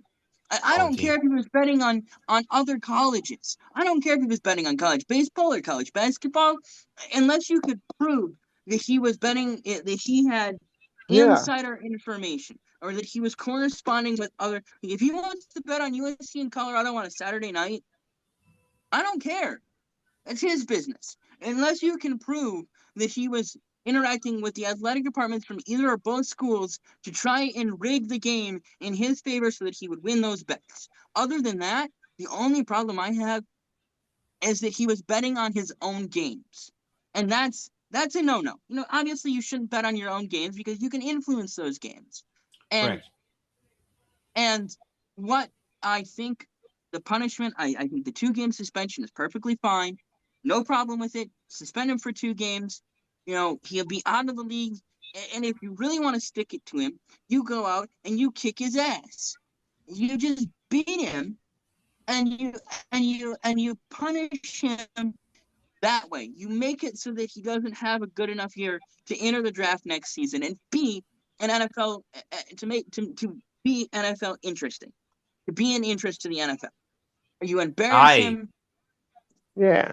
I 100% agree with that. I think if you don't like what he did, like you said, Bud, then the games you play against him, you punish him. Knock him on his ass. Beat his ass. And let him know, like, hey, man, don't appreciate you betting on games. We're going to teach you a lesson for doing that. And leave it at that. And all these self-righteous, self-centered douchebag ADs coming out like, oh, we're not going to schedule Texas Tech now because they got a judgment in their favor. I was like, oh, you self-righteous, self-aggrandizing douchebags. If that was a kid you wanted who was in legal trouble and you were able to get a judge to sign an injunction, you'd be dancing in the street and this would be just fine. So shut the fuck up. Yeah. No, the funny thing about people like that is they're okay when they get away with that kind of shit, but then when it goes against them, they're the first ones to get in line to bitch about it. Yep. First ones to get in line to bitch and complain. Yes. It went this way. Okay, well, we got it. So we took advantage of this rule, but then some other team took advantage of it. Oh, wait a minute. You can't let them do that. Wait a minute. You didn't. So Yeah. what is the problem? And you know,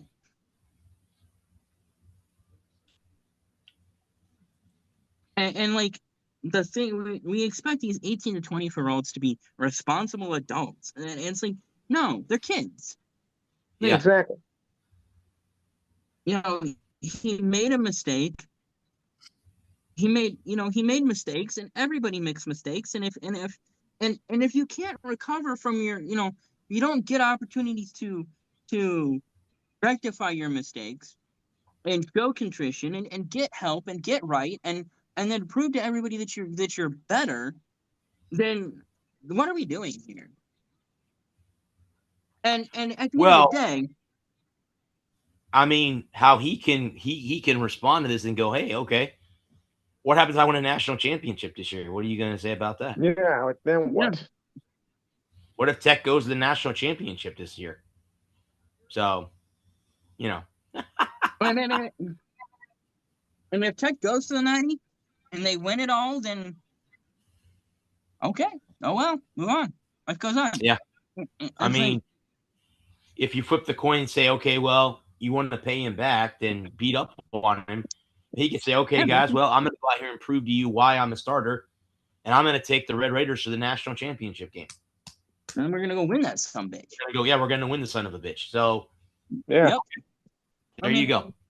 And it's like, it's this whole holier than thou, it's about the integrity of the game nonsense when Well, everybody is doing everything they can get away doing, because if you ain't cheating, you ain't trying is a Correct. mantra for a reason. And all the, like I've said, and I'll say it again because it bears repeating, I do have a problem with him betting on his own team. I don't have a problem with any of his other gambling habits. Like, that's between him and God. And if he wants to bet on baseball or basketball or other college football games, I don't see it. Like, unless you can prove no.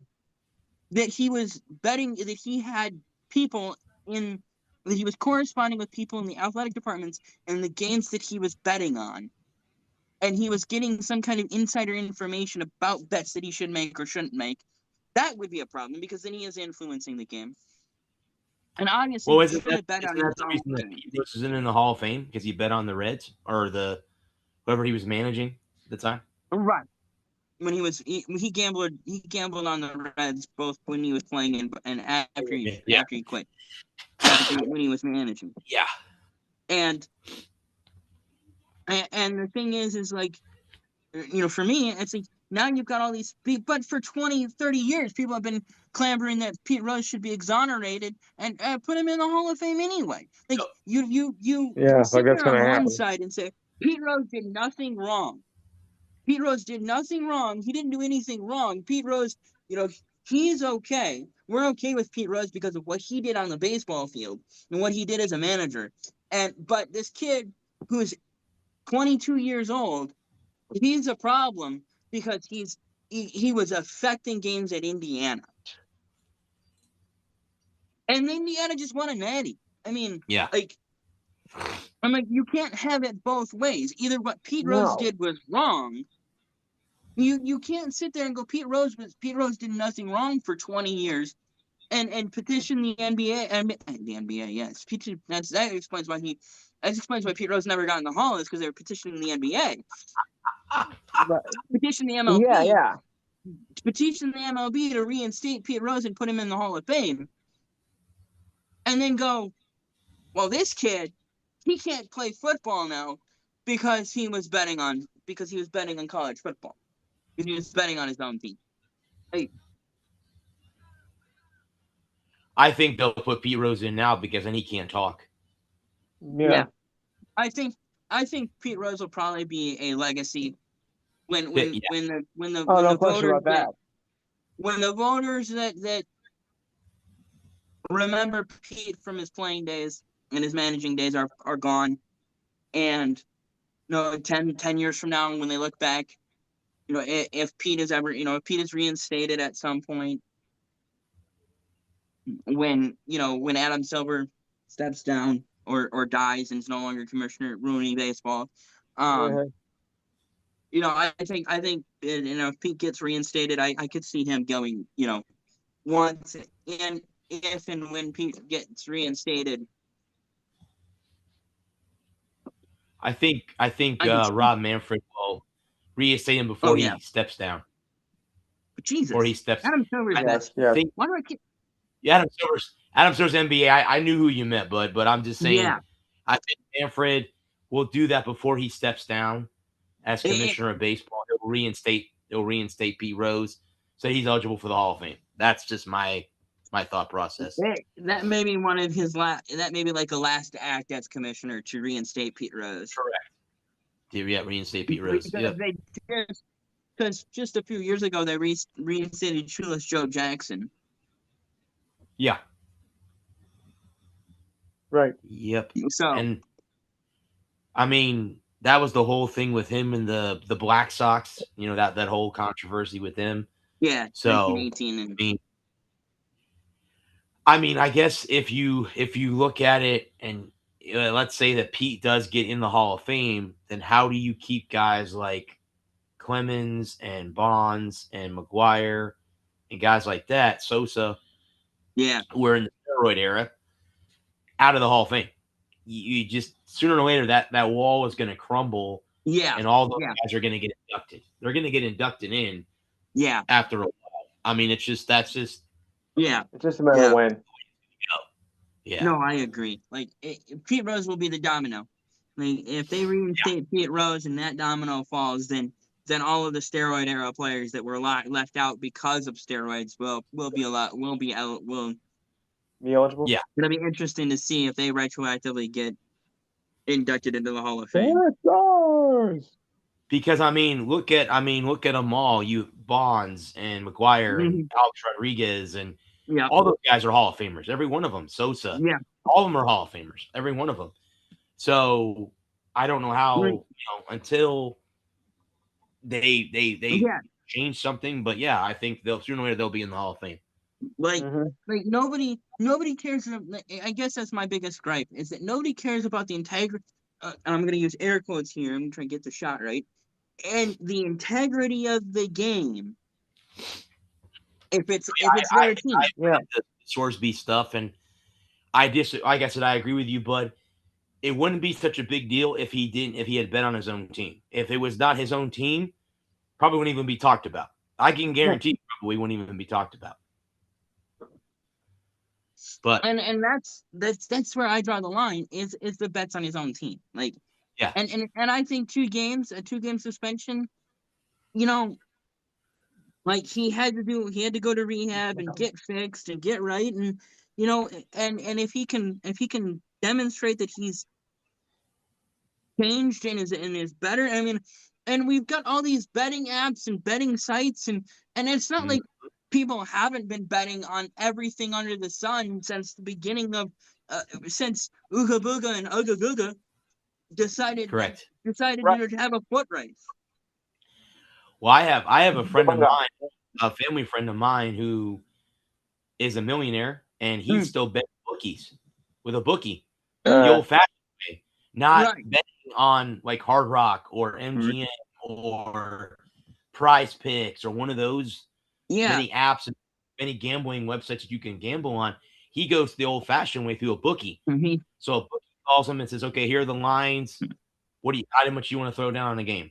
So you don't more either. I mean, when I was in Vegas going to the MGM Grand, the hotel, they tried to get us to go in and bet. I mean, most of those big casinos in Vegas, they have like a whole like huge room of TVs. You can watch any sports from around the world.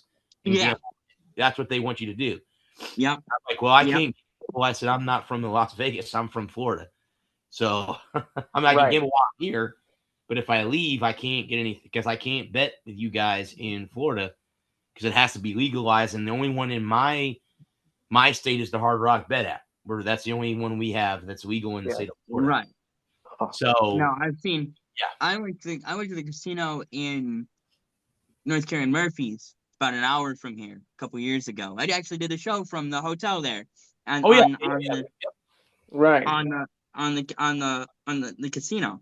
I did it from the hotel casino, and yeah, they had a huge wall of TVs, like a whole segmented off area where you could go and sit and watch sports and bet on it. So, and like correct.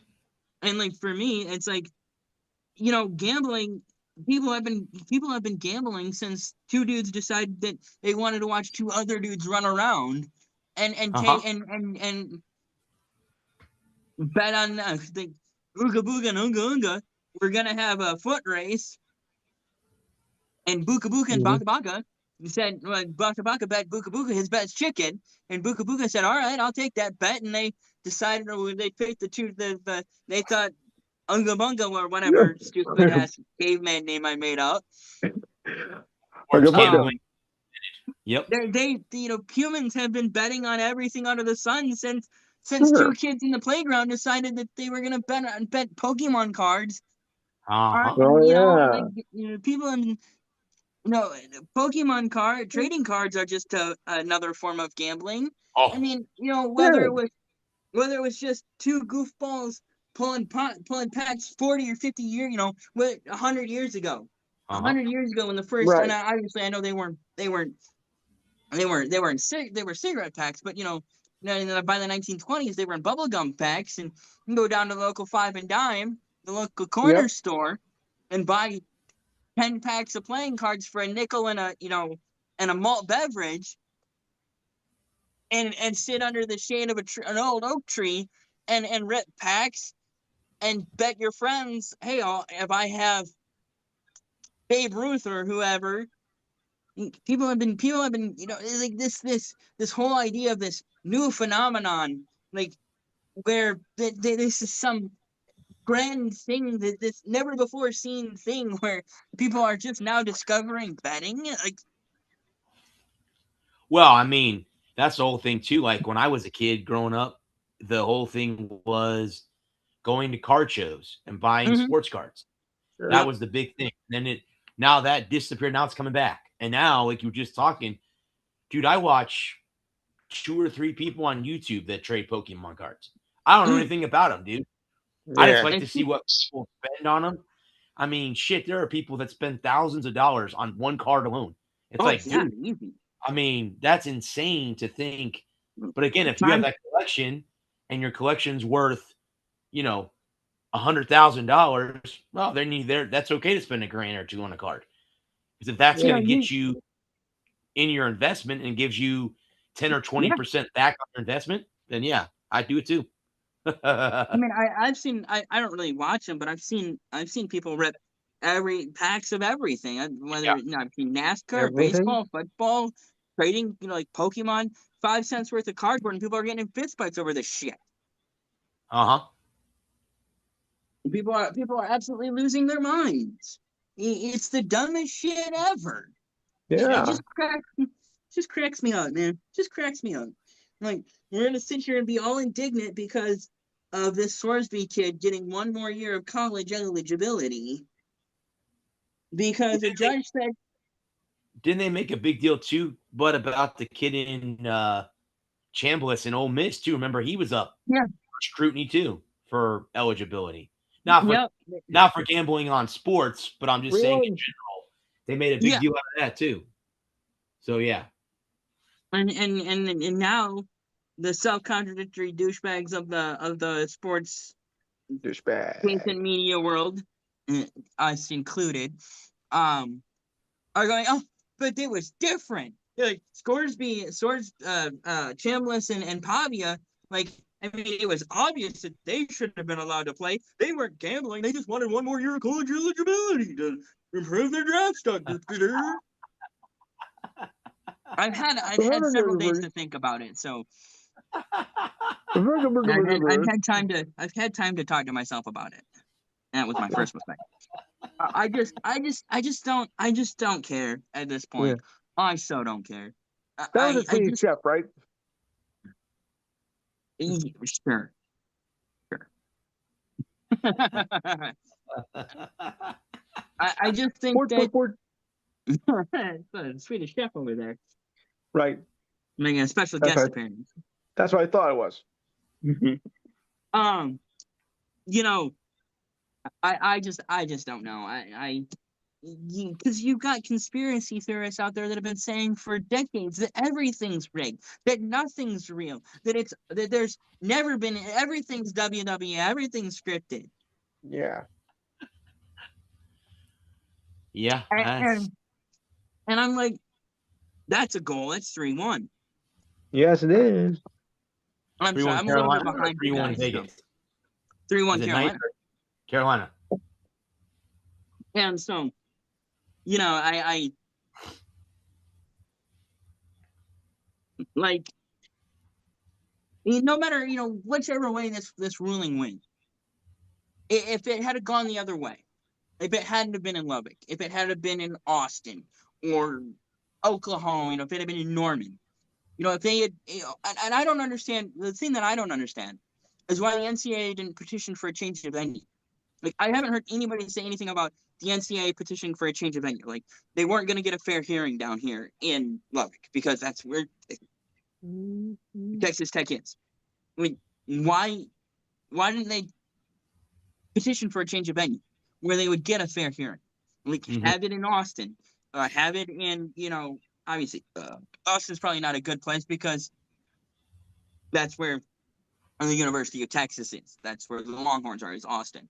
So, like, obviously you couldn't have it in Austin, but you could have it in,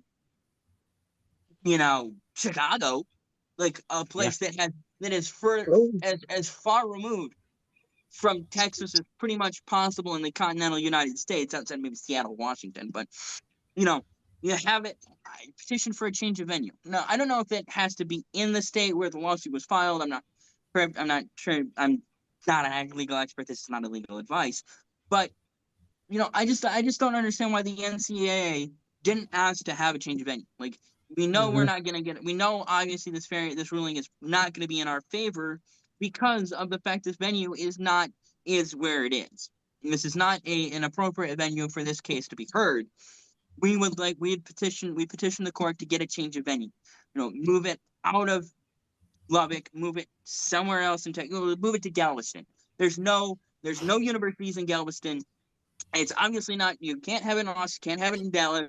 Let's have it in Galveston. It's far enough removed from Lubbock that the likelihood of this affecting, and then you just live with whatever ruling was made. If the ruling goes in your favor, then great, and if it doesn't, then oh well. You could have a real joke and move it to Norman. Right. Right. The rival. I did say Norman. The rival of Texas, but I'm like, would you want to move it to Norman? Like, yeah, you may not get it. You may get the NCAA's on that one. They're like, we're not going to help Texas anything. We don't like the state of Texas.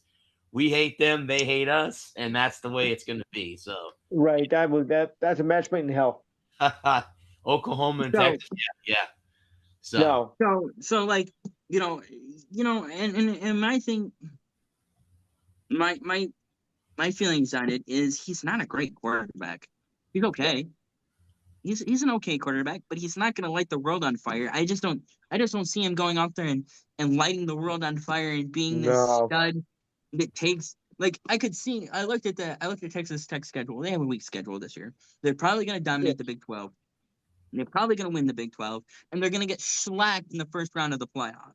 Yeah, they're going to play Oregon. They're going to play, or maybe in the second. They might be a good enough team where they get a first round bye. They might be the fourth best team in the country just on paper, and they'll get a first round bye, and then they'll play a Georgia or a Florida or a Michigan, Alabama, Clemson, Florida State, somebody like that, and get their absolute shit beat in.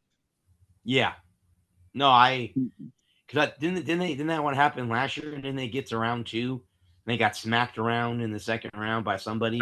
Sounds right. Yeah, somebody smacked them around in round 2. Yeah. But yeah, it's not like he.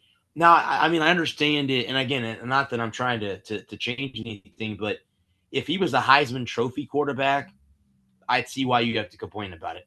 But if he's not going to win a Heisman Trophy, what are you worried about it for? Because obviously, like you said, when you have NIL money, what you're paying them. What do you think they're going to do? They're going to put that money away? Some of them do, but most of them spend it. And that's the way he spent his money. Mm-hmm. He gambled on sports.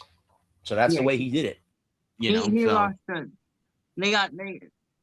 Last year, Texas Tech got walloped by Oregon. They overwhelmed by Oregon, 23-0.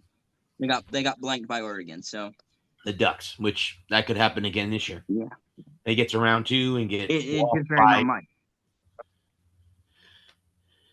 Because so and it's like because then the winner play Ohio State the next week. I think Oregon played Ohio. The week after, we got smoked. Yeah, the Buckeyes ended up winning, and then they went to Indiana. Was the only team that could beat them. Yep. So and then like everybody is like, oh, what about the integrity of the game? The integrity of the game, and I'm like, yeah, nobody cares about the integrity of the game. Now. Sports gambling's taken over the world. I don't care what anyone says. It's no question about that. $1 billion run, thing, whatever you want to call it. It's a multi-billion-dollar institution. Yeah, it's not going to go away. And right, I've heard to get you to go back to stadiums that you're going to be able to gamble from your seat on the game. They're going to set it up to where you push a button to gamble from your seat on games, not just the game, but games that are going on in other stadiums. So that's coming too. That's going to be something that's going to be in the near future. So, yeah. I'm not surprised. Nope, I'm not either. I mean, that's the whole thing is, like Adam just said, sports gambling has been going on since the mafia days. So exactly, and that's who's losing the most money now since sports gambling has become so popular is them. And legal. They're the ones that you have to go through and make all your bets with. Not anymore. Now everybody can go online and do it. So the only thing is 20 years from now when they start using robots, I mean, how are you gonna be able to bet on that? I mean, which robot has has the least chance of short circuiting or whatnot, or oh boy, it's what was that? Really? What was the movie with Hugh Jackman where the robots fought each other? Boxing. I can't remember the name. Real Steel. Real Steel. Real Steel. Oh, that'll be right. That'll be the first thing that comes. It'll be like that. You bet on robots that are run by millionaires, or then ones that are run by junkyard people. So yeah, that comes us. Well, that was the opening plot. That was the opening to the plot of Big Hero 6. Yeah. Oh yeah. He was betting on his little robot dudes. So I mean, like.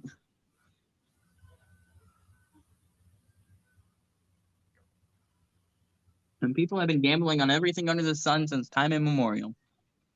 Correct. And the thing about it is, like, legalizing it makes it safer. You don't have to have a mob boss bookie who, if you don't pay up, will break your damn legs. Obviously, they're not going to kill you because they want their money, but they'll hurt you. They'll hurt you real good. Yep. We'll put your guts up full of lead.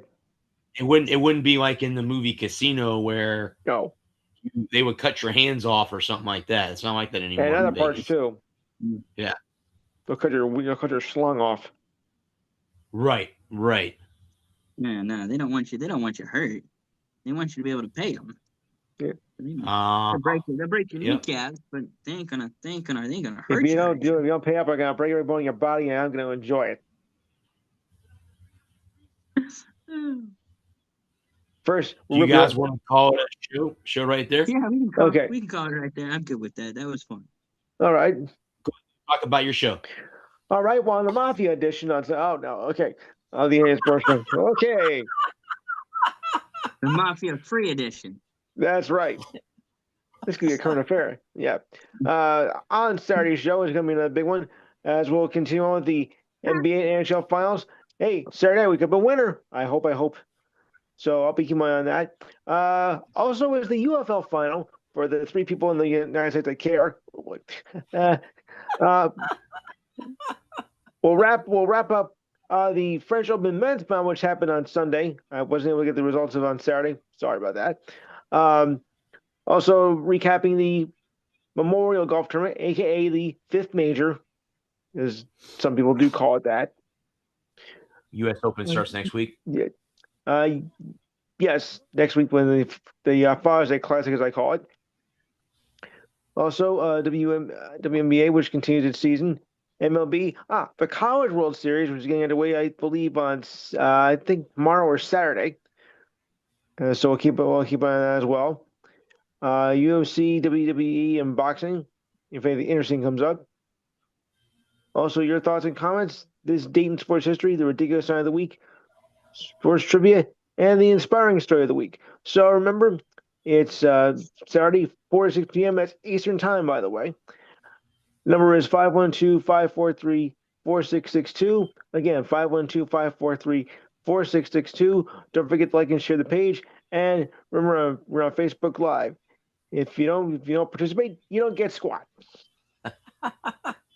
Well, the UFC has a interesting event on Saturday. It'll be at Sunday at the White House.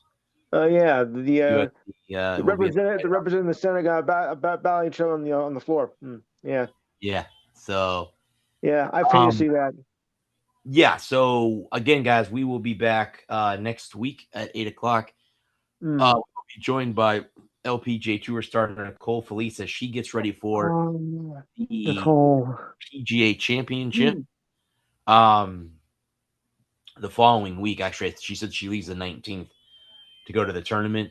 She just came off of another win. I saw her win on Facebook, and I messaged her, and she says, yes, I want to come on. So she will be on next week. You're going, Nikki. To interview. So, again, the men's U.S. Open in golf is next week. Next Thursday starts the tournament, and then goes to Father's Day, as it always does. I will have articles up for that tournament starting on over next week as well. I wrote today, I got 2 articles up. One about USF's 4-star quarterback coming from another program, which is great. And I guess, guys, I don't know how this happened, but I'm getting a lot of good feedback from WWE. I wrote an article about Triple H's daughter who wanted to take over the company like Vince McMahon, and she's changed her mind.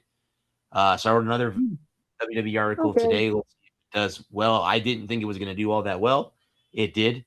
So NGSC Sports Store, you want to go read those, guys. But before I get off, I want to thank the men and women of our armed services and our first responders. Thank you for doing what you do.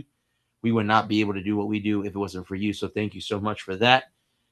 Again, we'll be back next week at 8 p.m. Eastern Standard Time. Until then, I want to thank these 2 gentlemen for making this day awesome. And thank you, guys, for putting up with me as I'm under the weather, still getting over a cold. So I'm happy that I came on and have a show. I am the sportster, Bradley Walker. This has been the Walker Report. We are part of NGSC Sports, guys. Remember the website, it's ngscsports.com for all your current sports content. Until next Thursday, everyone have a safe weekend. Peace. All right. Prince.